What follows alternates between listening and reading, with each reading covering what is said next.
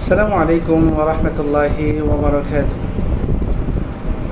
প্রতিদিনের মতো আপনাদের কাছে আজই একটা ভিডিও আনলাম। আশা করি সবাই ভালো আছেন, আমি ভালো আছি।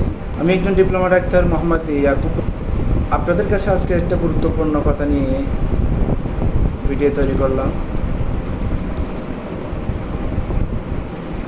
আজকে আমরা একটা ওষুধের সম্পর্কে ধারণা নেব, সেটা হচ্ছে সিপ্রোসিন 500 mg, যেটা জেনারিক নেম হচ্ছে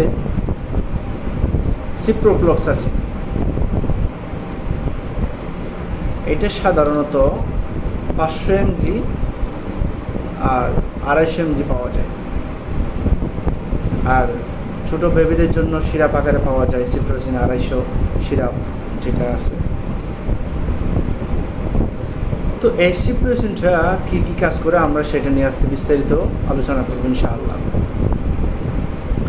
প্রথমটা হচ্ছে 1 নম্বরে, যেটা আমাদের মূত্রনালীর সমস্যা হয়, ইনফেকশন হয়, মূত্রনালীর সমস্যার কারণে এই সিপ্রোসিনটা আমরা ব্যবহার করে থাকি এবং ডাক্তাররা প্রেসক্রাইব করে থাকেন।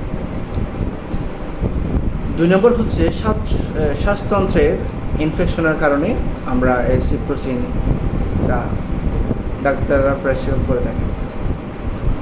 এটা আরও অনেক গুণাগুণ আছে। 3 নম্বরটা হচ্ছে চর্ম ও নরম কলা সমূহের, অর্থাৎ চর্ম ও নরম কলা সমূহের ইনফেকশনের কারণেও আমরা সিপ্রোসিনটা খেয়ে থাকি। 4 নম্বরটা হচ্ছে আপনার হাড় ও জয়েন্টের ইনফেকশনের কারণেও আমরা সিপ্রোসিনটা খেয়ে থাকি। মূল কারণ হচ্ছে এই সিপ্রোসিনটা আরও অনেক ধরনের কাজ করে। তার মধ্যে হচ্ছে আমাদের যেটা ডায়রিয়া হয়, অর্থাৎ যাদের পাতলা পায়খানা হয়, তাদের ক্ষেত্রেও আমরা সিপ্রোসিনটা দিয়ে থাকি।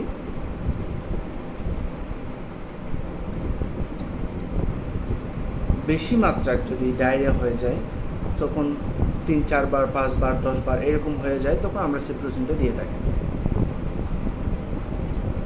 সাধারণত আমরা বড়দেরকে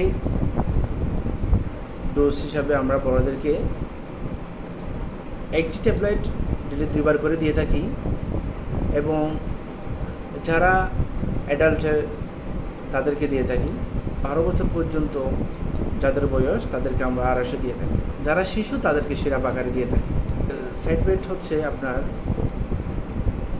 পেটে ব্যথা, মাথা ব্যথা, পায়ে ঝিমঝিম করা, মাথা ঝিমঝিম করা ইত্যাদি আরও কিছু।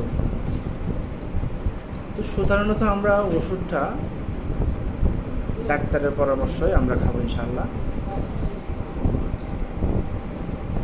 সাধারণত এটা যে কোনো ফার্মেসিতে পাওয়া যাবে, সমস্যা নেই। এটা মূল্য হচ্ছে আপনার মাত্র 15 টাকা করে পার পিস।